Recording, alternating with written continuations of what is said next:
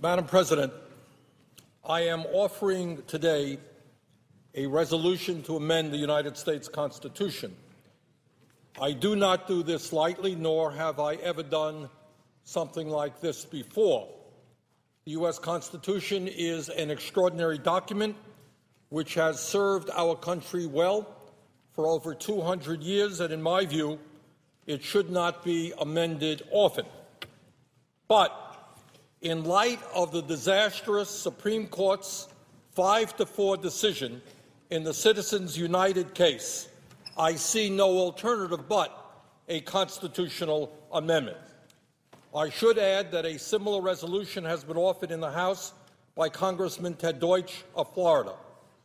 This constitutional amendment is supported by such grassroots organizations as Public Citizens, People for the American Way, and the Center for Media and Democracy. Madam President, let me go on record as strongly as I can and as clearly as I can in stating that I strongly disagree with the Supreme Court's Citizens United decision. In my view, a corporation is not a person. In my view, a corporation does not have First Amendment rights to spend as much money as it wants without disclosure on a political campaign. In my view, corporations should not be able to go into their treasuries, spend millions and millions of dollars on a campaign in order to buy elections. I do not believe that is what American democracy is supposed to be about. I do not believe that that is what the bravest of the brave from our country, fighting for democracy, fought and died to preserve. Madam President, almost 2 years ago, in its now infamous Citizens United decision, the United States Supreme Court upended over a century of precedent, taking a somewhat narrow legal question and using it as an opportunity to radically change our political landscape, unleashing a tsunami of corporate spending on campaign ads that has just begun.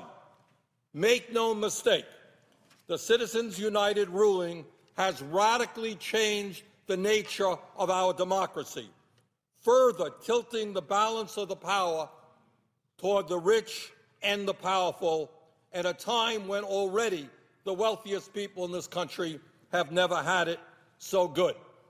In my view, history will record that the Supreme Court's Citizens United decision is one of the worst decisions ever made by a Supreme Court in the history of our country.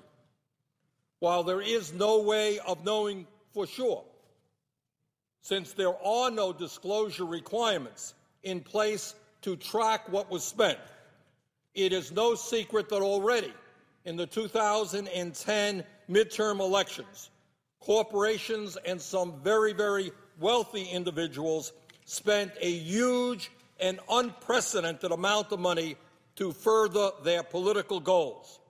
And there is no question that this is just the beginning of their efforts. At a time when corporations have over $2 trillion in cash in their bank accounts and are making record-breaking profits, the American people should be concerned when the Supreme Court says that these corporations have a constitutionally protected right to spend shareholders' money to dominate an election as if they were real, live persons. There will be no end to the impact that corporate interests can have on our campaigns and our democracy if we do not end the Citizens United decision and its impact on our nation. All of us in the Senate share one common characteristic. We all run for elections. We all live in the real political world. And let me just speak for a moment what I think many of my colleagues in their heart of hearts know to be true. And that is that while the campaign finance system we had before Citizens United was, in my view, a disaster, there is no question that a disastrous situation where candidates, members of the Senate, spend huge amounts of time having to raise money, and I know that is distasteful not just for Democrats, it is distasteful for Republicans, it is distasteful for an independent. That's what we do. And now, as a result of Citizens United, that bad situation has become much worse because infinitely more money is going to come into the political process through non-disclosed donations suddenly appearing on TV screens in our states. According to an October 10, 2011 article in Politico, quote, the billionaire industrialist brothers David and Charles Koch plan to steer more than $200 million, potentially much more, to conservative groups ahead of Election Day 2012. What do we think? Do we think that American democracy is about a couple of wealthy billionaires putting hundreds of millions of dollars into campaigns without disclosure? Is that really the democracy that Americans fought and died for in war after war? I think not. And it clearly is not just Republican operatives. There will be Democrats doing the same. So more and more money comes into the system. We don't know where it comes from. And in order to defend ourselves, candidates are going to have to raise more and more money, become more and more dependent on big money interest. Does anybody really believe that that is what American democracy is supposed to be about? And let's talk about the practical impacts. What happens here on the floor of the Senate? Madam President, the 6 largest banks on Wall Street have assets equal to over 65% of our GDP, over $9 trillion, 6 banks. Now, when an issue comes up that impacts Wall Street, some of us, for example, think it might be a good idea to break up these huge banks. And members walk up to the desk up there and they have to decide, am I going to vote for this? Am I going to vote against it? With full knowledge that if they vote against the interest of Wall Street, that 2 weeks later there may be ads coming down into their state attacking them. Every member of the Senate, every member of the House, in their back of their minds will be thinking, gee, if I cast a vote this way, if I take on some big money interest, am I going to be punished for that? Will a huge amount of money be unleashed in my state? Everybody here understands that that's true. It's not just taking on Wall Street. Maybe it's taking on the drug companies. Maybe it's taking on the private insurance companies. Maybe it's taking on the military-industrial complex.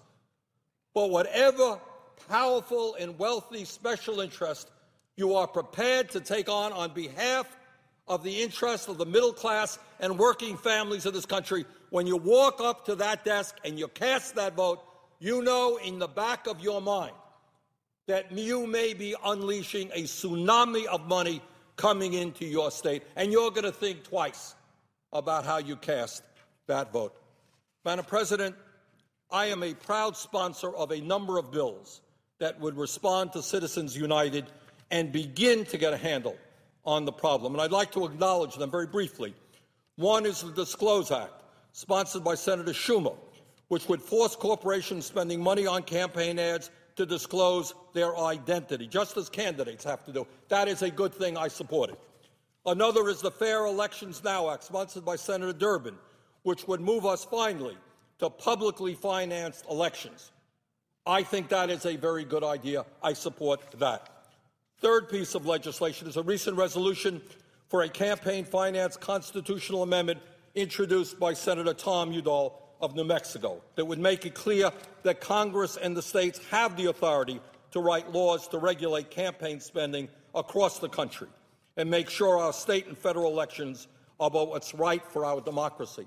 And I support Senator Udall's resolution. But even these excellent pieces of legislation are not enough. Madam President, the Constitution of this country has served us well for more than 200 years. But when the Supreme Court says that for purposes of the First Amendment, corporations are people, that writing checks from the company's bank account is constitutionally protected speech, and that even attempts by the federal government and states to impose reasonable restrictions on campaign ads are unconstitutional, when that occurs, our democracy is in grave danger. Something more needs to be done, something more fundamental and indisputable, something that cannot be turned on its head by a 5-4 Supreme Court decision. We have got to send a constitutional amendment to the states that says, simply and straightforwardly, what everyone except 5 members of the United States Supreme Court seem to understand, and that is corporations are not people. Bank of America is not a person. ExxonMobil is not a person.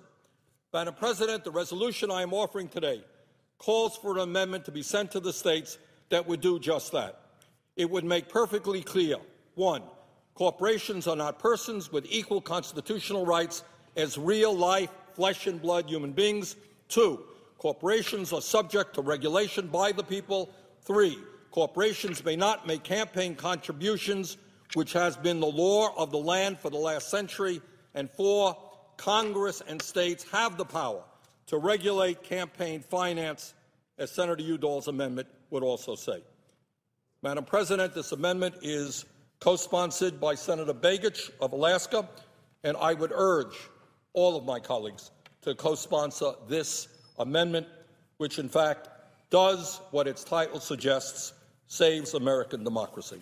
Thank you very much, Madam President.